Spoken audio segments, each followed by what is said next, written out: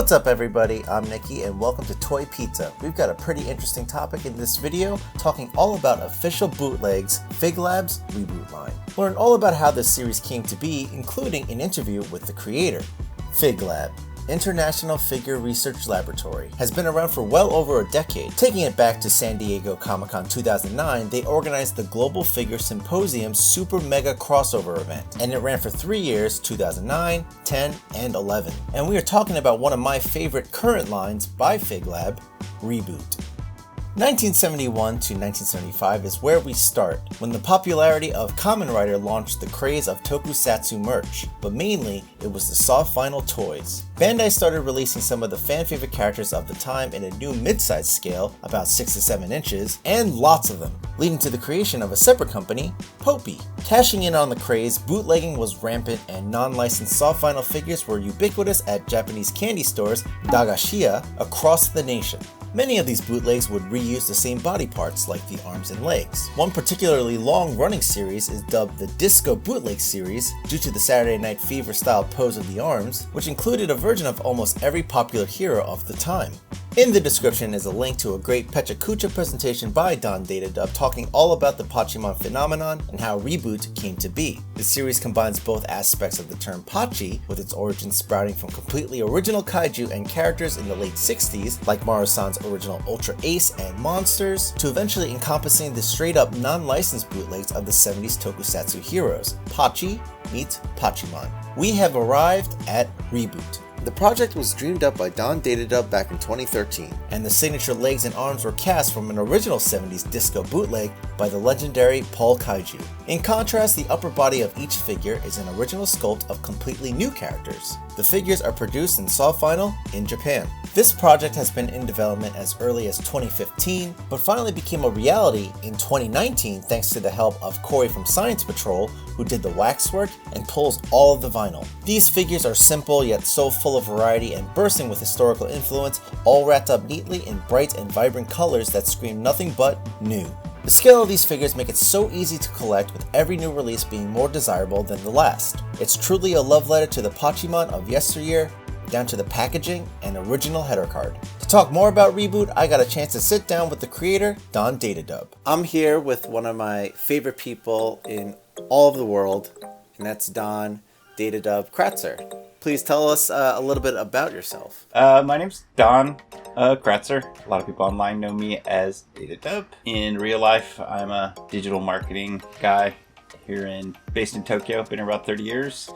But Nicky probably knows me more as the head honcho of Fig Lab, where I do some things above board and do other things kind of behind the scenes. So Series 1 is the Fighter X by you, as well as Science Patrol and Paul Kaiju, and then Series 2 is 3 additional sculpts, all by Paul Kaiju. Originally, I dreamed this up, and it was going to be a project that Paul and I did, and he came up with the sculpts, his designs back in 2015, I think. Probably got busy doing work stuff, and I kind of sat on the side, and I got to be better friends with Corey from Science Patrol, and he's like, man, I really want to see that series come to life. What's it going to take? And so Corey actually, he's just as big a part of the team. He did all the wax work on all the pieces.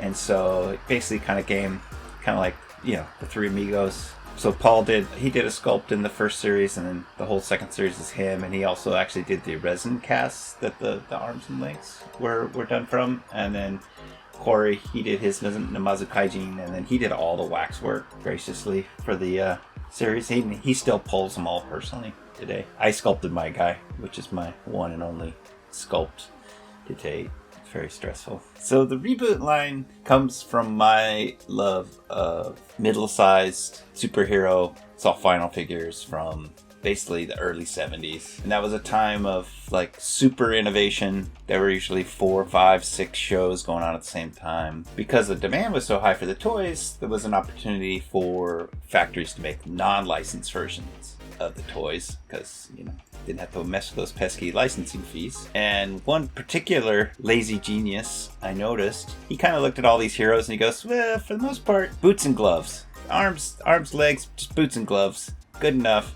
all the interesting parts of the heroes are in the upper part of the body, the main body and the head, and just focus on making a really cool, accurate upper body and head one piece. I'm always a big fan of Lazy Geniuses. The pachi bootleg thing, there's kind of two aspects of it, where in the 70s it was more about, bootlegging license figures, but in the 60s sense of the word, it was more about making just original designs to kind of jump in on the kaiju fad. So I kind of combine those two. The heroes are all original designs, even though they're using the same Lazy Genius arms and legs from the 70s heroes. The idea was to make it sort of it's kind of an open source platform in a way.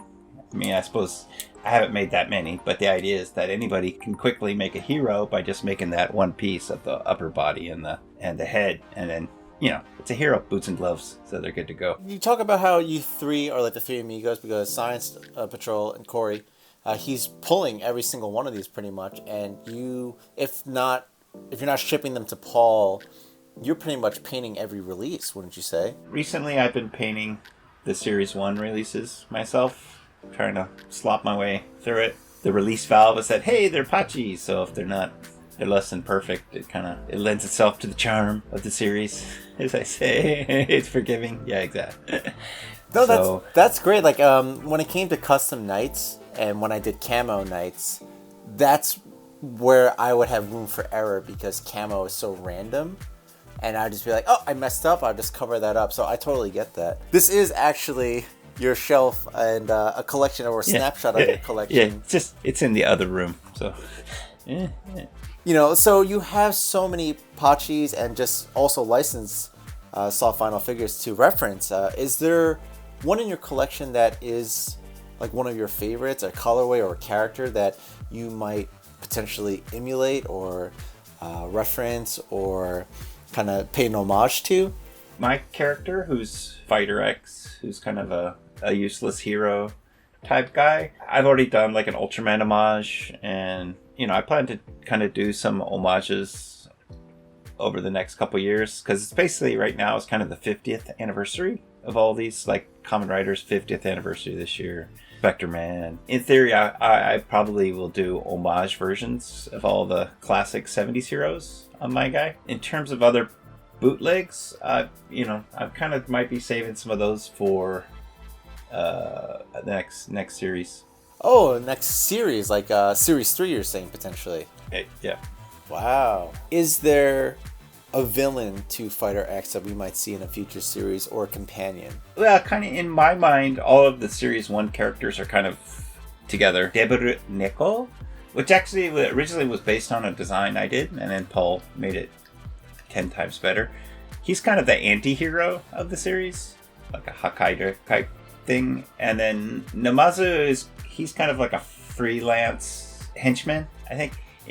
So kind of in my universe, like all the cool villains have already been defeated. So like all their henchmen are just kind of running around doing freelance gigs. So there's kind of an opportunity for some new bad guys to arise. And would you say Series 2 are all of those original characters by Paul Kaiju, are those villains in the Reboot world? Sure. Sure. It's open source. Don, thank you so much for joining me. If people want to follow you, where can they find you on social media? Best place to look, Instagram, Datadub, Datadub. There's also a FigLab account, fig.lab, FigLab. I usually cross-post on both those accounts. That's far and away the easiest way to find me.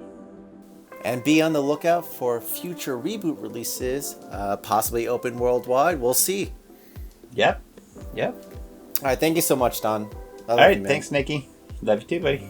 The Reboot series is one of my favorite lines to collect, and not just because I love Datadub, but they're just so fun and they bring you back to what you find so appealing about toys initially, like when you were a kid. It didn't have to be an officially licensed figure. This is a line that if you saw a full display of them, you end up buying a lot. So be sure to follow FigLab on Instagram. As Japan slowly reopens international shipping on a wider scale, don't miss out on the next release of these figures. Fingers crossed for new sculpts as well. And if you're looking for more info on the Pachimon craze, definitely check out Don's PechaKucha presentation that's loaded with information that only a fraction made its way into this video. Link in the description below. Don't forget to subscribe, hit the bell to be notified when we upload videos like this one, and until next time, Pizza out.